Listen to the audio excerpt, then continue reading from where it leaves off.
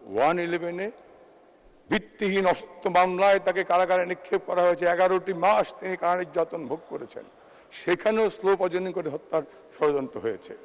111 আমরা দেখেছি যাদের হাতে পয়সা ছিল, লুপাট করা পয়সা, তারা বড় বড় ব্যারিস্টার ধরে কিন্তু মামলা স্টে করতে পেরেছেন। জননেত্রী শেখ হাসিনার মামলায় এফআইআর হয়েছে, চার্জশিট হয়েছে, চার্জ ফ্রেম হয়েছে, ট্রায়াল কোর্টে চলে গিয়েছে।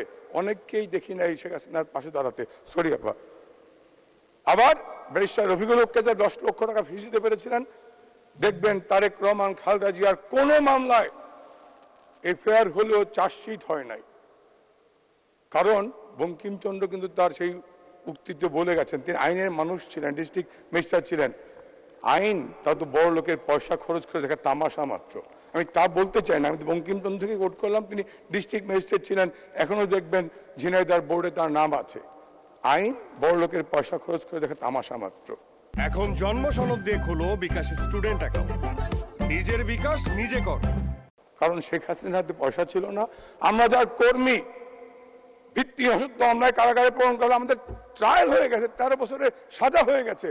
সৈয়দ রাজাউর রহমান, সাহারা আপা বা শেষ দিকে ব্যারিস্টার শফিক আহমেদ হয়তো পাশে দাঁড়িয়েছেন। যাদের হাতে পয়সা ছিল লোপাট করা, তাদের কিন্তু কেশাগ্র স্পর্শ করতে পারেনি সেই সময় সরকার, বা করেও নি। ফর্মুলা ছিল -1, মানে মাইনাস শেখ হাসিনা। আমি বলছি আইনমন্ত্রী মহোদয়, আপনার মাননীয় প্রধানমন্ত্রীর নির্দেশনায় গত 15 বছরে বঙ্গহত্যার বিচার হয়েছে, যুদ্ধাপরাধীদের বিচার হয়েছে, আইনের শাসন প্রতিষ্ঠা হয়েছে, এটি সত্য। কিন্তু প্রতিকারহীন শক্তের অপরাধে বিচারের বাণী যেন নীরবে নিভৃতে না কাঁদে। আমার মেহেন্দিগঞ্জের গরিব ফারুক সর্দার, ইউনিয়ন আওয়ামী লীগের ভাইস প্রেসিডেন্ট, তাকে হত্যা করা হলো। 8 বছর লাগলো পুলিশের চার্জশিট দিতে। চার্জশিট হলো, চার্জশিট কগনিজেন্স, এক মিনিট শেষ করছি, চার্জশিট কগনিজেন্স নেওয়ার কোর্ট নিল। তারপরেও সেই চেয়ারম্যানরা পানিশমেন্ট পাচ্ছে না, সাময়িক বরখাস্ত হচ্ছে না। এখানে কি প্রতিকারহীন শক্তের অপরাধে বিচারের বাণী নীরবে নিভৃতে কাঁদবে? এখানে আরেকটি বলা সুযোগ করে মাননীয় স্পিকার, যে কথা মাননীয় প্রধানমন্ত্রী দুইবার নির্বাচনী ইস্তেহারে ধর্মীয় সংখ্যালঘু সম্প্রদায় সুরক্ষার জন্য বিশেষ আইন বা কমিশন করার প্রতিশ্রুতি দিয়েছেন।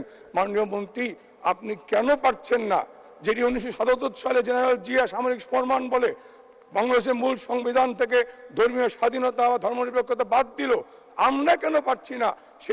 তার ফলশ্রুতিতে কি হলো?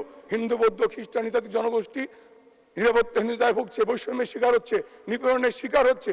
তাদের রক্ষার জন্য কেন আমরা একটা বিশেষ আইন আনতে পারছি না? সেই দাবি জানিয়ে আমি আমার ছাড়াই প্রস্তাব উত্থাপন করছি। মাননীয় স্পিকার, আপনাকে ধন্যবাদ।